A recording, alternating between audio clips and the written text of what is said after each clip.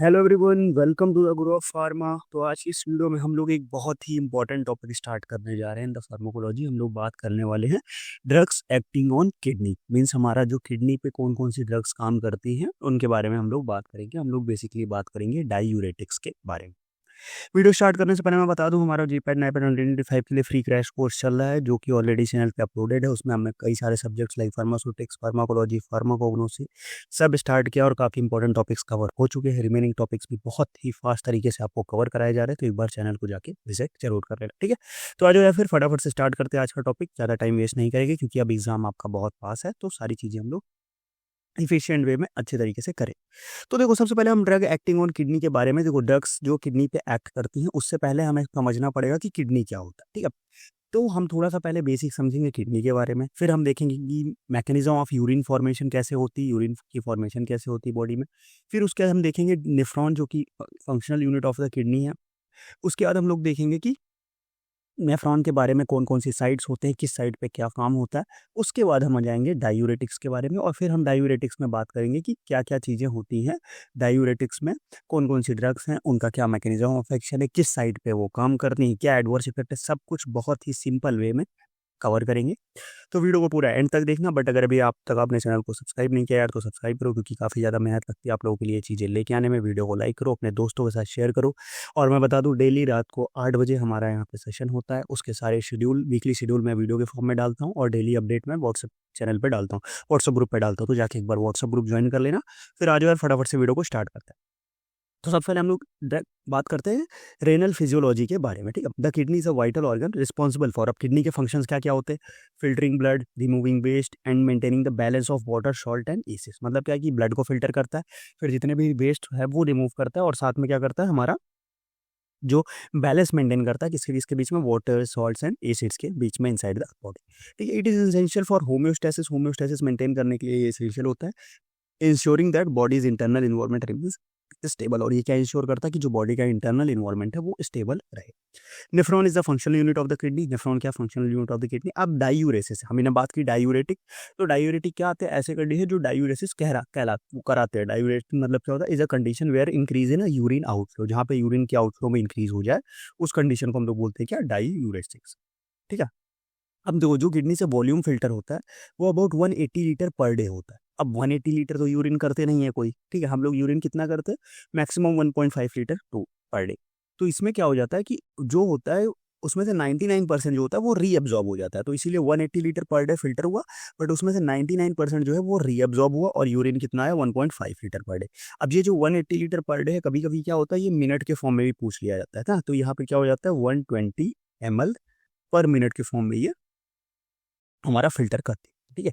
अब देखो यहाँ पे डायूरेटिक हमने पढ़ा, कुछ टर्म और है जिनसे क्वेश्चन पूछा जा सकता है, ठीक है। तो मैं वो आपको बता देता हूँ, ठीक है।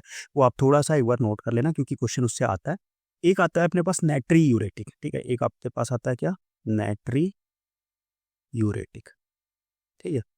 एक दूसरा आता है अपने पास सेल यूरेटिक, सेल यूरेटिक। फिर एक अपने पास आता है एक्वा यूरेटिक, ठीक है। नाइट्री यूरेटिक, सेल यूरेटिक, एक्वा यूरेटिक, ठीक है। अब देखो, जैसे इनका नेम सजेस्ट कर रहा है, नाइट्री में क्या आ रहा है, नाइट्री में आ रहा है सोडियम, Na आ रहा है, ठीक है। तो अगर लॉस ऑफ Na, ठीक है, बॉडी से क्या हो रहा है, सोडियम का जो ड्रग लॉस करा रही है, सोडियम का लॉस हो रहा है, तो उसको हम लोग बोलेंगे नाइट्री यूरेटिक।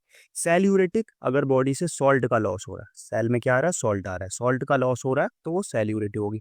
एक्वा यूरेटिक, एक्वा मतलब वाटर, तो वाटर का लॉस हो रहा है तो हम उस कंडीशन को क्या बोलेंगे, वो एक्वा यूरेटिक। अब जो हमारा डायूरेटिक्स होते हैं वो मेनली क्या करते हैं, वो मेनली करते हैं हमारा ये फंक्शन करते हैं, सेल यूरेटिक प्लस एक्वा यूरेटिक। मतलब क्या होता है, वो सॉल्ट्स एंड वाटर को मेनली लॉस कराते हैं बॉडी से। समझ गए बात को। ठीक, सॉरी सॉरी, सेल नहीं है, सेल नहीं है, नाइट्री है, सॉरी सेल नहीं है, ठीक है। वो क्या है, मेनली नाइट्री है, ठीक है। ये दोनों, ये नहीं, ये नाइट्री यूरेटिक और एक्वा यूरेटिक होते हैं, मतलब सोडियम एंड वाटर के एक्सक्रीशन को प्रमोट करते हैं हमारे डायूरेटिक्स। ठीक, समझ गए बात को। चलो अब हम लोग आगे बढ़ेंगे। आगे हमारा जो है की प्रोसेसेस देख ले, क्या क्या की प्रोसेसेस होता है। सबसे पहले होता है ग्लोमेरुलर फिल्ट्रेशन। इसमें क्या होता है, blood is filtered in tiny structure called glomeruli. Tubular reabsorption and secretion होता है। The filtered fluid passes through the tubules where useful substances gets reabsorbed। फिर अपने पास क्या होता है, एक होता है एक्टिव ट्यूबुलर रीसिक्रेशन, ठीक है। अब जो ये ट्यूबुलर रीअब्जॉर्प्शन है, ये कौन सा प्रोसेस है, ये है अपना पैसिव प्रोसेस है। ट्यूबुलर रीअब्जॉर्प्शन क्या है, ये पैसिव प्रोसेस है, ठीक है। और एक्टिव ट्यूबुलर सिक्रीशन क्या है, ये एक्टिव प्रोसेस है, ठीक है। अब renal handling of the drugs की अगर हम बात करें तो role of kidney in drug excretion, kidney का क्या होता है, ड्रग एक्सक्रीशन में बहुत ज्यादा रोल होता है। The kidney is a major route of elimination of the drug in the body if it filters the drug from the body, secretes them into the tubules and reabsorbs them to varying degrees, affect the drug's duration and intensity of the action, ठीक है। Clinical significance की बात करें तो clinical significance में हमारा क्या होता है, किडनी हैंडल्स डोजिंग स्पेशल उसके हिसाब से डोजिंग करते हैं। फिर अगर हमारे पास इम्पेयर्ड किडनी होगी तो वो हमारा दोनों सेफ्टी और एफिकेसी दोनों पर इफेक्ट डालता है, ठीक है। अब अगर हम किडनी की थोड़ा फंक्शंस की बात कर ले, ठीक है, किडनी का जो फंक्शंस होता है इस पे आएंगे मैकेनिज्म पे, बट उससे पहले एक मैं आपको और चीज़ें बता दूं, किडनी 3 तरीके के फंक्शन परफॉर्म करती है। एक फंक्शन होता है वो होता है रेगुलेटरी, ठीक है, यहाँ वो रेगुलेटरी फाइलिंग वाला रेगुलेटरी नहीं है। एक होता है एक्सक्रीटरी और third one is a hormonal. 3 functions perform करती है, regulatory, excretory and third one is a hormonal. अब रेगुलेटरी फंक्शंस में क्या होता है कि ये हमारा एसिड बेस फ्लूइड और इलेक्ट्रोलाइट को बैलेंस करती है, ठीक है, एसिड बेस फ्लूइड्स में और इलेक्ट्रोलाइट को बैलेंस करती है। एक्सक्रीटरी में क्या करती है, ये एक्सक्रीशन तो करती है, मेनली हमारा नाइट्रोजनस बेस्ड प्रोडक्ट जो होते हैं उनके एक्सक्रीशन में ज़्यादा रोल प्ले करती है। हार्मोन की बात करें, हार्मोनल फंक्शन में सबसे पहले ये विटामिन डी का एक्टिवेशन कराती है। फिर रेनिन के बारे में हमने पढ़ा है, रेनिन का प्रोडक्शन कराती है। इरेथ्रोपोइटिन हमने पढ़ा, इरेथ्रोपोइटिन का प्रोडक्शन कराती है। तो ये हमारा इसका हार्मोनल फंक्शन हो गया, समझिए बात को। तो ये 3 तरीके के फंक्शन होते हैं जो मेनली किडनी परफॉर्म करती है। अब हम बात करते हैं mechanism of urine formation. Urine formation में मेनली 3 स्टेप्स होते हैं, ठीक है। कौन कौन से वो 3 स्टेप है, पहला अपने पास है ग्लोमुलर फिल्ट्रेशन, दूसरा अपने पास है क्या, ट्यूबुलर रीअब्जॉर्प्शन, और third one is active tubular secretion, ठीक है। Glomerular filtration, tubular reabsorption, active tubular secretion, जो अभी हमने देखा है। अब देखो ये यहाँ पे हमारे पे डायग्राम है, ठीक है। अब ये डायग्राम क्या इंडिकेट कर रहा है, हम लोग इसको यहाँ से थोड़ा सा समझने की कोशिश करेंगे, ठीक है, कि यहाँ से देखो, यहाँ से स्टार्ट होता है, ठीक है। अब ये अपने पास क्या है, ये हमारे पास है, ये इफरेंट आर्टरियोल्स है, ये यहाँ पे एफरेंट है। अब नहीं सॉरी, ये यहाँ से इफरेंट चालू होगा और यहाँ से ये एफरेंट आर्टरियोल्स। उसके बाद ये क्या है, ये हमारा जो ऐसा थोड़ा सा इंटेंगल दिख रहा है, ये ग्लोमेरुलस है। उसके बाद अपना ये ग्लोमेरुलस की बात होगी, फिर अपना क्या हो जाएगा, यहाँ पे ये लूप ऑफ हेनले चालू होगा, ऐसे ये यहाँ पे लूप ऑफ हेनले। फिर उसके बाद अपने पास आएगा डिस्टल कन्वोल्यूटेड ट्यूब्यूल, फिर अपने पास आएगा प्रॉक्सिमल कन्वोल्यूटेड ट्यूब्यूल, ठीक है। अब तीनों का जो फंक्शन है वो मैं यहाँ पे मेंशन है, ग्लोमेरुलर फिल्ट्रेशन क्या काम करता है, ट्यूबुलर रीअब्जॉर्प्शन और ट्यूबुलर सिक्रीशन, ठीक है। तो ये इसका अलग अलग फंक्शंस होता है, हम उसमें डिटेल में नहीं जाएंगे, हम जो मेन फोकस है उस पर रखते हैं, अगला जो अपना मेन टॉपिक है उस पर मेन फोकस करते हैं। ओके, तो हम लोग देखेंगे पार्ट्स ऑफ नेफ्रॉन के बारे में, कि जो बहुत एक इंपॉर्टेंट टॉपिक है, क्योंकि यहीं से आप पूरे डायूरेटिक्स को कोरिलेट कर पाओगे कि कहाँ कहाँ क्या चीज़ें होती हैं। तो जो डिफरेंट पार्ट्स ऑफ नेफ्रॉन है वो कौन कौन सा है, सबसे पहला part 1 that is proximal convoluted tubule, PCT. फिर पार्ट 2 आता है डिसेंडिंग लूप ऑफ इनले, जो नीचे आता है। फिर आता है पार्ट 3 असेंडिंग लूप ऑफ इनले, ऐसे ये डिसेंडिंग, उसका ऐसा जाएगा तो ये असेंडिंग लूप ऑफ इनले आएगा, ठीक है।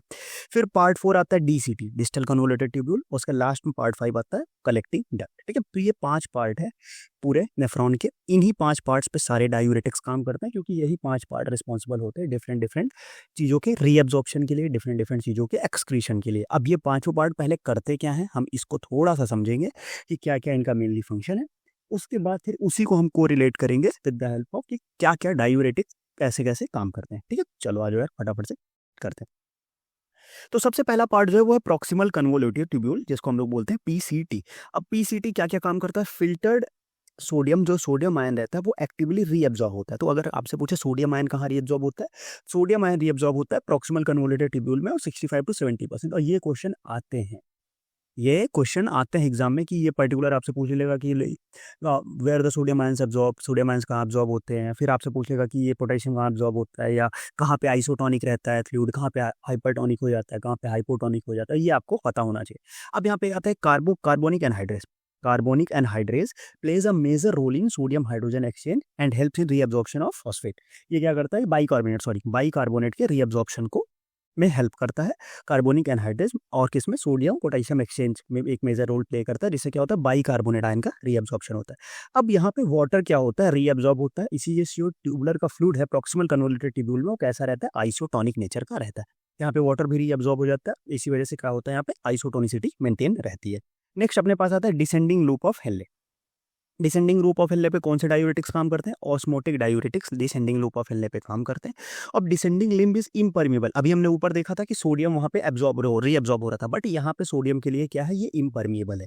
सोडियम एंड वाटर के लिए क्या है, यूरिया के लिए ये इम्परमिएबल है, और वाटर के लिए हाईली परमिएबल है। तो जब यहाँ पे बहुत ज़्यादा वाटर अंदर, वो हाईली परमिएबल मतलब वाटर वो हो रहा है, ठीक है। तो इसीलिए वाटर एब्जॉर्ब होगा, यहाँ से रीअब्जॉर्ब हो जाएगा वाटर, तो इसीलिए वो जो फ्लूइड है वो क्या बन जाएगा, वो बन जाएगा हाइपरटोनिक, ठीक है। अब यहाँ परमिबिलिटी का जो मतलब है ना, वो आप समझ रहे हो, जैसे मतलब समझा, जैसे लूप है ये, ठीक है। तो परमिबिलिटी का मतलब यहाँ से चीजें रीअब्जॉर्ब हो रही हैं बॉडी, लास्ट में जो बच जाएगा वो यूरिन बन जाएगा। तो अगर मैं परमिएबल की बात कर रहा हूँ तो मतलब वो बॉडी में रीअब्जॉर्ब होने के लिए बात हो रही है, ठीक है।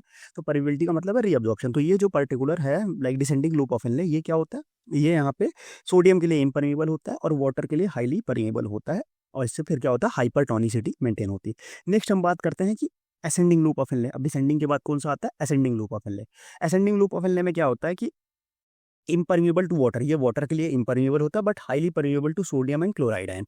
सोडियम और क्लोराइड के लिए हाईली परमिएबल होता है, अबाउट 20 to 25% यहाँ से वो हो जाते हैं, रीअब्जॉर्ब हो जाते हैं। तो इसीलिए active reabsorption of sodium and chloride यहाँ पे होता है, और वो जो होता है वो किसकी वजह से होता है, वो होता है सोडियम पोटेशियम क्लोराइड को ट्रांसपोर्टर, ठीक है। सोडियम पोटेशियम टू क्लोराइड को ट्रांसपोर्टर, या ये पंप याद रखना, सोडियम पोटेशियम क्लोराइड को ट्रांसपोर्टर के थ्रू होता है।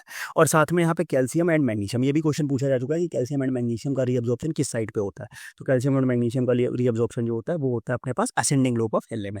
फिर यहाँ पे कौन से डायूरेटिक्स काम करते हैं, यहाँ पे काम करते हैं लूप डाईयूरेटिक्स। अब देखो यहाँ पे ये रीअब्जॉर्प्शन होता है, अब डायूरेटिक्स क्या करते हैं, इन्हीं सब साइड्स को ब्लॉक करते हैं। जब इन सब साइड्स को ब्लॉक करेंगे तो क्या हो जाएगा, रीअब्जॉर्प्शन नहीं हो पाएगा, और जब रीअब्जॉर्प्शन नहीं हो पाएगा तो यूरिन का अपने आप अमाउंट बढ़ जाएगा। यही मेन इसके पीछे का पूरा मकसद है। अब आता है हमारे पास डिस्टल कन्वोल्यूटेड ट्यूब्यूल। अब जो डिस्टल कन्वोल्यूटेड ट्यूब्यूल डीसीटी जो है वो दो पार्ट में होता है, एक होता है अर्ली डीसीटी, दूसरा होता है लेट डीसीटी। अर्ली डीसीटी में क्या होता है, it is impermeable to water, ये वाटर के लिए इम्परमिएबल है, but sodium and chloride are reabsorb with the help of sodium chloride symporter. मतलब क्या, ये वाटर के लिए इम्परमिएबल है बट सोडियम और क्लोराइड रीअब्जॉर्ब होते हैं सोडियम क्लोराइड सिम्पोर्टर की मदद से। और ये किसके द्वारा ब्लॉक किया जाता है, ये ब्लॉक किया जाता है थायाजाइड्स के द्वारा। लेट डीसीटी की बात करें तो यहाँ पे पोटेशियम स्पेयरिंग डायूरेटिक्स जो है वो लेट डीसीटी में काम करते हैं। नेक्स्ट आता है अपने पास कलेक्टिंग डक्ट, जो कि लास्ट पार्ट है। कलेक्टिंग डक्ट का क्या काम है, it connects the nephron to minor calyx और directly to the renal pelvis. ये क्या करता है, ये हमारे पास नेफ्रॉन को कलेक्ट करता है माइनर पेल्विस या और डायरेक्टली किससे, रेनल माइनर कैलिक्स और directly to the renal pelvis. Collecting duct system is the last part of the nephron and participates in electrolyte and fluid balance. ये इलेक्ट्रोलाइट और fluid balance में participate करता है, कैसे, through reabsorption and excretion. Reabsorption और excretion process से regulated by the hormones. किस किस हार्मोन्स के द्वारा यहाँ पे रेगुलेशन होता है, एल्डोस्टेरोन एंड वैसोप्रेसिन के द्वारा यहाँ पे रेगुलेशन देखने को मिलता है, ठीक। तो ये कंप्लीट थोड़ा सा डिटेल था कि क्या ऐसे हम लोग क्या क्या पार्ट होता है नेफ्रॉन में, क्या क्या फंक्शन होता है।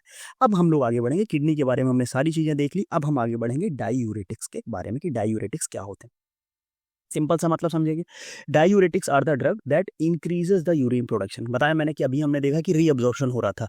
अब जब डायूरेटिक्स क्या करते हैं, ये जो रीअब्जॉर्प्शन होता है इसको टोक देते हैं, जब वहां से रीअब्जॉर्प्शन नहीं होगा मतलब अपने आप यूरिन का जो अमाउंट है वो बढ़ जाएगा, ठीक है। This help they remove the help to remove the excess fluid and are commonly use in condition like hypertension edema. Hypertension क्यों होता है, हमारी बॉडी में जो फ्लूइड है उसका अगर अमाउंट बढ़ जाता है तो वहाँ पे हाइपरटेंशन की प्रॉब्लम देखने को मिलती है, इसीलिए उसमें हम लोग डायूरेटिक्स देते हैं। अभी मैंने जब कार्डियोवैस्कुलर सिस्टम का लेक्चर लिया था तो वहाँ पे हमने बात की थी डायूरेटिक्स के बारे में बहुत अच्छे से, तो आप जाके उसको एक बार चेकआउट जरूर कर लें, ठीक है। काफ़ी चीज़ें कोलॉजी में कवर्ड है, लाइक जनरल फार्माकोलॉजी हो गया, कार्डियोवैस्कुलर सिस्टम हो गया, एंटी माइक्रोबियल्स हो गया, तो वो सारे चैनल पे कवर्ड है बहुत डिटेल में और अच्छे तरीके से कवर्ड है, उनको जाके चेकआउट कर लो। फार्मास्यूटिक्स की अगर हम बात करें, हमने pre formulation, tablet, capsule, micro capsulation, complete pharmaceutical engineering, physical pharmacy के मेन टॉपिक्स कवर कर रखे हैं, लाइक हमारा states of matter, interfacial tension, माइक्रोमेरेटिक्स, rheology, सब कवर्ड है, जाके एक बार चेकआउट कर लो, ठीक है। सेम फार्माकोग्नोसी में हमने इंट्रोडक्शन खत्म कर दिया है, हमने ग्लाइकोसाइड्स के भी वीडियो डाल दिए हैं, तो वो सब जाके एक बार देखो, आपके लिए बहुत हेल्पफुल होने वाला है। और अपने दोस्तों के साथ भी शेयर करो, क्योंकि अभी हमारा प्लान है कि हम topic wise GPAT PYQ series लाने वाले हैं यूट्यूब पे, जो कि अभी तक आप लोग के लिए अवेलेबल नहीं है, पेड आपको पे करके लेना पड़ता था अलग अलग प्लेटफॉर्म से। अब हम उसको फ्री ऑफ कॉस्ट आपके लिए यूट्यूब पे लेके आएंगे, जिसमें हर टाइप सब्जेक्ट के टॉपिक बाय टॉपिक की प्रीवियस ईयर में कितने क्वेश्चन पूछे गए हैं विथ डिटेल्ड एक्सप्लेनेशन, यूट्यूब पे फ्री ऑफ कॉस्ट। बट आपको उसके लिए थोड़ा सा सपोर्ट दिखाओ, अपने दोस्तों के साथ शेयर करो, चैनल को सब्सक्राइब करो, ठीक है। चलो आ जाओ, अब हम लोग आगे बढ़ते क्लासिफिकेशन पे। सबसे इंपॉर्टेंट मेन क्लासिफिकेशन है, सबसे पहला क्लासिफिकेशन आता है अपने पास लूप डायूरेटिक्स। अब देखो मैं यहाँ पे वो टेबुलर फॉर्म की क्लासिफिकेशन आपके लिए नहीं लेके आया हूँ जो आप पढ़ते आ रहे हो बुक से। मैं यहाँ पे तीनों चीज़ें एक साथ लेके आऊँगा, किस साइड पे काम करती है, क्या मैकेनिज्म है, और साथ में कौन कौन सी ड्रग्स है, इस तरीके से हम काम पढ़ेंगे। सबसे पहले बात आती है लूप डायूरेटिक्स के बारे में, ठीक है। लूप डायूरेटिक्स कहाँ काम करने वाली है, लूप डायूरेटिक्स काम करने वाली है अपने पास असेंडिंग लूप ऑफ हेनले पे। लूप डायूरेटिक्स कहाँ काम करेगी, असेंडिंग लूप ऑफ हेनले पे। और इसका काम कैसे होगा, इसका काम होगा, ये क्या इनहिबिट करेगी, अभी हमने देखा एसेंडिंग ग्रुप ऑफ हिलने में क्या था, एसेंडिंग ग्रुप ऑफ हिलने पे सोडियम पोटेशियम टू क्लोराइड को ट्रांसपोर्टर था, तो ये उसको इनहिबिट करेगी। अब इसमें ड्रग्स कौन कौन सी आ जाती है, इसमें ड्रग्स आती है सबसे पहले अपने पास आता है सल्फा मोइल डेरिवेटिव जिसमें फ्यूरोसामाइड ब्यूमेटानाइड आता है, फिर फिनॉक्सी एसिटिक एसिड डेरिवेटिव जिसमें इथाक्राइनिक एसिड आएगा, फिर ऑर्गेनो मर्क्यूरल्स में मर्सेलिल आ जाएगा, ठीक है। तो ये ड्रग्स है इसकी, ठीक। तो ये हमने बात कर ली लूप डाययूरेटिक्स के बारे में। नेक्स्ट हम आगे बात करेंगे थायाजाइड्स के बारे में। थायाजाइड्स कहाँ से काम करती है, थायाजाइड हमारा काम करेंगी कहाँ पे, डिस्टल कन्वोल्यूटेड ट्यूब्यूल पे, ठीक। थायाजाइड कहाँ काम करेंगी, थायाजाइड्स काम करेंगी डिस्टल कन्वोल्यूटेड ट्यूब्यूल पे, डीसीटी पे काम करेंगे हमारी कौन सी, थायाजाइड्स, ठीक है।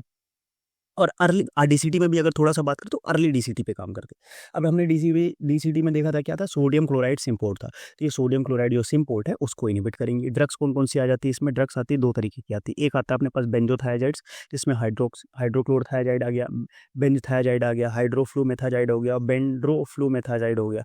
दूसरा थायाजाइड लाइक जो कि रिलेटेड हेट्रोसाइक्लिक्स होते हैं, कौन कौन से हैं उसमें, क्लोरथैलिडोन हो गया, मेटोलाजोन हो गया, जीपामाइड हो गया, इंडेपामाइड हो गया, क्लोपामाइड हो गया, क्लोरथायाजाइड हो गया, ये सारी उसमें आ जाती है, ठीक है।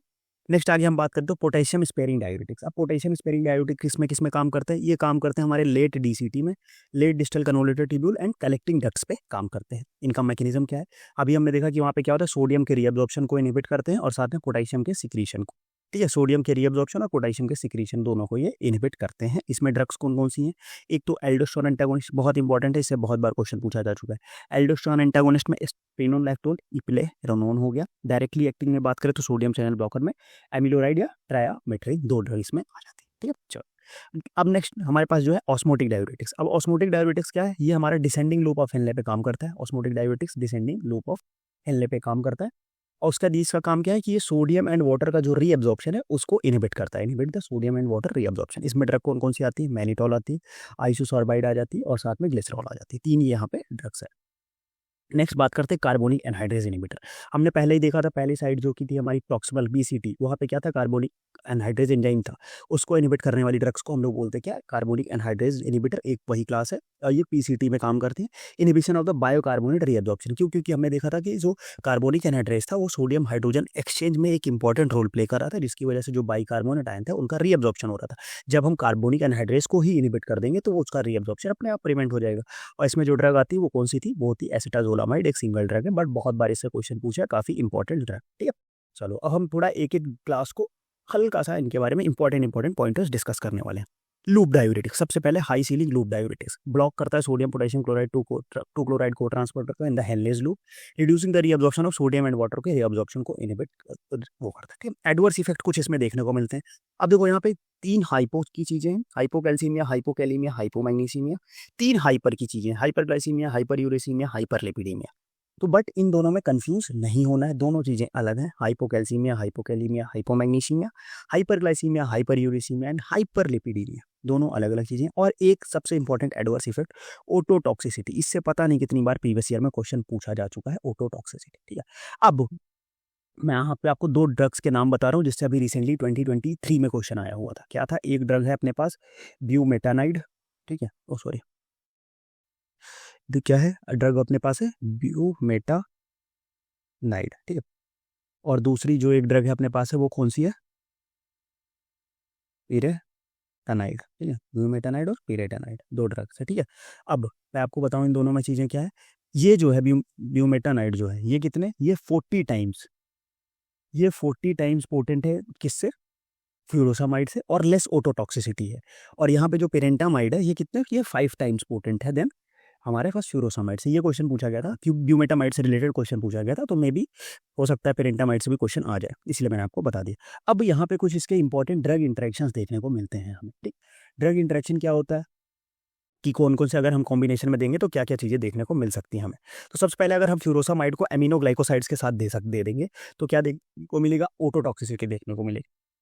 अगर हम फ्यूरोसामाइड को थायाजाइड या फ्यूरोसामाइड या थायाजाइड दोनों में से किसी को अगर हम डिजॉक्सिन के साथ दे देंगे तो क्या देखने को मिलेगा, सबसे पहले जो देखो डायूरेटिक्स क्या करते हैं, हाइपोकैलीमिया कॉज करते हैं, उसकी वजह से जो बाइंडिंग है सोडियम पोटेशियम एटीपेस की वो क्या हो जाएगी, वो बढ़ जाएगी, क्योंकि kalaemia sodium ion potassium ion बढ़ा है, तो उसकी वजह से क्या देखने को मिलेगी, उसकी वजह से हमारे पास हाइपोकैलीमिया हुआ, हाइपोकैलीमिया से बाइंडिंग बढ़ी और बाइंडिंग के बाद हमें क्या देखने को मिलेगी, हमें डिजॉक्सिन टॉक्सिसिटी देखने को मिलेगी।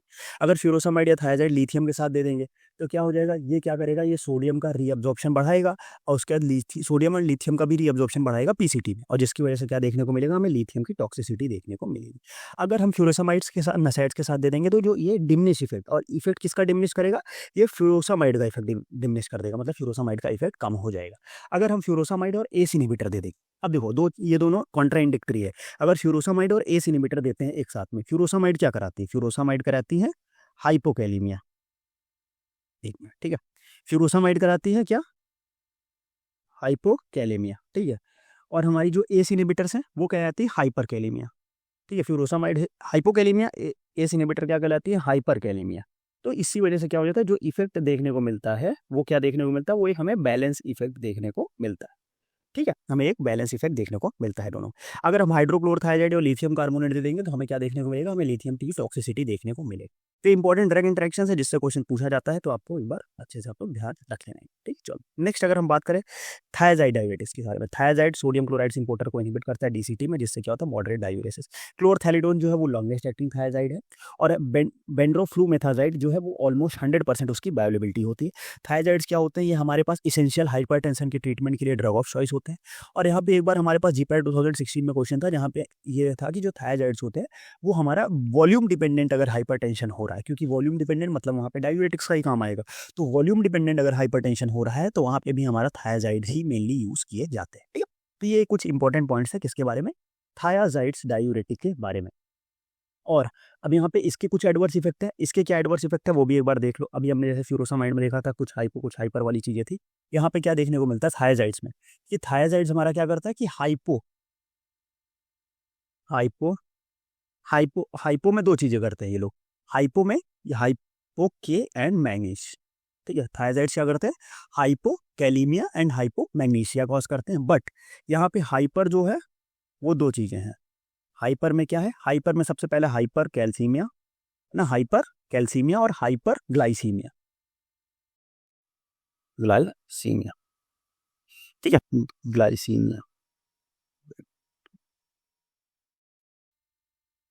Hyper glycaemia. अब देखो, अब आपको कंफ्यूज नहीं होना है दोनों में, मैं आपको बताता हूँ चीजें कैसे होंगी, क्योंकि यहाँ पे लोग बहुत ज्यादा कंफ्यूज हो जाते हैं, हमें कंफ्यूजन दूर करनी है। हमने इसकी बात कर ली यहाँ पे दो। अब अगर हम हाई सीडिंग या लूप डायूरेटिक्स की जो हमने बात की थी, वहां पे हाइपो में क्या था, वहां पे हाइपो में था हाइपोकैलीमिया, हाइपोमैग्नीशियमिया और हाइपोकैल्सीमिया भी था वहाँ। और हाइपर में क्या था, वहाँ हाइपर में था अपने पास, हाइपर में था वहाँ पे यूरिसीमिया ना, हाइपर में क्या था, सबसे पहला था यूरिसीमिया, और हाइपर में क्या था अपने पास, हाइपर में था ग्लाइसीमिया, और हाइपर में था अपने पास लिपिडीमिया, लिपिडीमिया, ठीक है। अब यहाँ पे देखो दोनों में समझ लो, यहाँ पे केवल पोटेशियम और मैग्नीशियम का कंसंट्रेशन कम हो रहा है, यहाँ पोटेशियम मैग्नीशियम के साथ कैल्शियम का भी कंसंट्रेशन कम हो रहा है। यहाँ कैल्शियम बढ़ रहा है, ग्लाइसीमिया बढ़ रहा है, यहाँ पे ग्लाइसीमिया तो बढ़ ही रहा है, साथ में यूरिसीमिया और लिपिडीमिया भी हो रहा है, ठीक है, मतलब यूरिक एसिड और लिपिड का भी कंसंट्रेशन बढ़ रहा है। तो ये चीजें दोनों में डिफरेंस है, इसको आप लोग अच्छे से याद रखना, दोनों के एडवर्स इफेक्ट से क्वेश्चन पूछे जाते हैं, ठीक है। चलो आगे बढ़ते हैं हम लोग, नेक्स्ट जो है अपने पास वो क्या है कि potassium sparing diuretics. Potassium sparing diuretics क्या काम करते हैं, potassium sparing diuretics work by either blocking the sodium channel or by inhibiting the aldosterone receptor in the correcting duct, therefore reducing the sodium reabsorption while conserving the potassium। Sodium के रिअब्जॉर्प्शन को और potassium को conserve करते हैं, इसलिए इनका नाम ही suggest कर रहा है पोटेशियम स्पेरिंग डायूरेटिक्स। इनके एडवर्स इफेक्ट क्या है, ये हाइपरकैलेमिया कॉज करता है, हीरोटिज्म कॉज करता है, इंपोर्टेंस और मेस्टुरल इनरेगुलरिटीज कॉज करते हैं, ठीक है। अब यहाँ पे हमारे पास क्या है कि इंपोर्टेंस मतलब क्या, मेनली हमारे पे यहाँ पे हीरोटिज्म, facial hair, importance mainly gynaecomastia देखने को मिलती है इनमें, ठीक है। अब अगर हम गायनिकोमेस्टिया के लिए मैं आपको एक ट्रिक बता दूं, इससे क्वेश्चन पूछा जाता है कि गायनिकोमेस्टिया कॉजिंग ड्रग के लिए एक सिंपल सी ट्रिक है, वो है डिस्को। ये वैसे इस टॉपिक का है नहीं, बट मेरे को याद आ गया तो मैं कहता हूँ आपको बता ही देता हूँ, ठीक है। DISCKO, डी से अपने पास आ जाएगा डिऑक्सिन, आई से आ जाएगा आइसोनियाजिड, एस से आ जाएगा स्पिरिनोलैक्टोन जो कि अब अभी पोटेशियम स्पेरिंग डायबिटीज है, सी से आ जाएगा सीमेटिडीन, के से जो आएगा वो आ जाएगा कीटोकोनाजोल, और ओ से जो आएगा वो ओमेप्राजोल है। ये इसको याद रख लेना, डिस्को, ये सारी ऐसी ड्रग्स हैं जो क्या कॉज करेंगी, जो गायनिकोमेस्टिया कॉज करने वाली, ठीक है, इनको अच्छे से याद कर। नेक्स्ट आगे बढ़ते हैं हम लोग, ऑस्मोटिक डायूरेटिक्स। ऑस्मोटिक डायूरेटिक्स से अगर हम बात करें, ठीक है, ऑस्मोटिक डायूरेटिक्स से अगर हम बात करें तो osmotic increase the osmotic pressure with in the renal tubules drawing the water into the filtrate prompting it's succession. Drug of choice for cerebral oedema. अब यहाँ पे एक चीज़ हमें ध्यान रखनी है कि ये सेरेब्रल एडेमा के लिए तो ड्रग ऑफ चॉइस होती है, बट अगर वहाँ पे पल्मोनरी एडेमा की बात हो जाएगी तो पल्मोनरी एडेमा में ये कॉन्ट्रा इंडिकेटेड है, हमें पल्मोनरी एडेमा में इनको यूज़ नहीं करना है। दोनों के बीच में थोड़ा सा डिफरेंस है, उसको आपको याद रखना है कि सेरेब्रल एडेमा के लिए तो ड्रग ऑफ चॉइस है, अच्छी बात है, बट पल्मोनरी एडेमा में ये यूज़ नहीं होती। नेक्स्ट आता है carbonic anhydrase inhibitor, inhibit the enzyme carbonic anhydrase decreasing the bicarbonate reabsorption and leading to increase the urine production and mild diuretic effect. इसके लिए कुछ इसके यूजेस जो है वो कौन कौन से, उसको हम लोग याद कर सकते हैं। जी फॉर ग्लाउकोमा, ए से एल्कलाइन यूरिन को एल्कलाइन करने के लिए in acidic poisoning, mountain sickness में एक्यूट माउंटेन सिकनेस, और यहाँ पे इपिलेप्सी में इनको हम लोग यूज करते हैं। ये कुछ इसके इफेक्ट है, ठीक है, तो इसको आपको ध्यान रखना है। नेक्स्ट अगर हम बात करें इसका कुछ एडवर्स इफेक्ट जो है, 2 एडवर्स इफेक्ट भी है, वो भी याद रख लो कि सीओपीडी कॉज करता है ये, और हिपैटिक सिरोसिस कॉज करता है। ये इसके एडवर्स इफेक्ट है इसके हमारे कार्बोनिक एनहाइड्रेज इनहिबिटर्स की, ठीक है। चलो नेक्स्ट अगर हम बात करें कि क्या क्या यहाँ पे और अदर एप्लीकेशन क्या है, हाइपरटेंशन में यूज होता है, हमने हाइपरटेंशन पढ़ा था उसमें देखा था। साथ में एडेमा के कंट्रोल के लिए मैंने अभी बता दिया आपको, क्योंकि एडेमा क्या होता है, जब बॉडी में फ्लूइड का एक्युमुलेशन हो जाता है उसके लिए हम डायबिटिक्स देते हैं। अदर यूज में क्या होता है, एक्यूट किडनी इंजुरी, इंटर एंड्रेज इंट्राक्रेनियल प्रेशर में भी हम दे सकते हैं इसको, और साथ में ग्लाउकोमा के ट्रीटमेंट में तो दे ही सकते हैं, अभी मैंने आपको बताई बात है, ठीक है। तो ये कंप्लीट चीजें थी आपकी, क्या पूरा का पूरा था कि किडनी के बारे में, डायरेटिक्स कैसे काम करते हैं, क्या रोल है उनका, सारी चीजें विद सिंपल, जितना मैंने बताया इससे ज्यादा नहीं आएगा। मेजर फोकस आप रखना किसमें, मेजर फोकस आप रखना क्लासिफिकेशन और मैकेनिज्म ऑफ एक्शन, बस। उसके बाद अगर आप बाकी चीजें एक बार भूल भी जाते हो तो चलेगा, बट इस पे मेजर फोकस रखना क्योंकि इससे क्वेश्चन आएगा, ठीक है। तो ये कंप्लीट वीडियो था, आपको कैसा लगा कमेंट सेक्शन में बताना, और अभी क्या क्या प्रॉब्लम्स आप फेस कर रहे हो ड्यूरिंग प्रिपरेशन, ठीक है, प्रिपरेशन के टाइम पे क्या क्या प्रॉब्लम्स आप फेस कर रहे हो अभी, क्योंकि लास्ट 1-1.5 महीने बचे हैं, जिस तो आप वो चीज़ें कमेंट सेक्शन में मेंशन करो। साथ में मेरे को आप व्हाट्सएप पे भी मैसेज कर सकते हो, चैनल को ज्वाइन करके, व्हाट्सएप ग्रुप को ज्वाइन करके। तो मैं क्या करूँगा, मैं उन पे एक सेपरेट वीडियो लाने का प्लान कर रहा हूँ कि उसके आपकी सारी प्रॉब्लम को रिजॉल्व करने का। जैसे एक प्रॉब्लम मेरे को बहुत ज़्यादा मैसेजेस आए हैं स्टूडेंट के कि सर टेस्ट में मार्क्स इंक्रीज़ नहीं हो रहा है, तो एक तो ये प्रॉब्लम है, और क्या क्या प्रॉब्लम्स है वो आप कमेंट सेक्शन में बताना, तो मैं उस पर क्या करूँगा, उस पर एक डिटेल वीडियो 1-2 दिन के अंदर लेके आ जाऊँगा। तो कमेंट ज़रूर करना, बाकी वीडियो कैसा लगा बताना। बाकी और भी जो रिमेनिंग वीडियोस है फार्माकोलॉजी जाके चैनल पे चेकआउट करो, क्रैश कोर्स में काफ़ी चीज़ें आप लोग के लिए कवर्ड है ऑलरेडी, उसको जाके चेकआउट करो। वीडियो को लाइक करो, चैनल को सब्सक्राइब करो और अपने दोस्तों के साथ शेयर करो। तो फिर आज का वीडियो हम लोग यही एंड करेंगे, मिलते हैं नेक्स्ट वीडियो में, तब तक के लिए बाय बाय।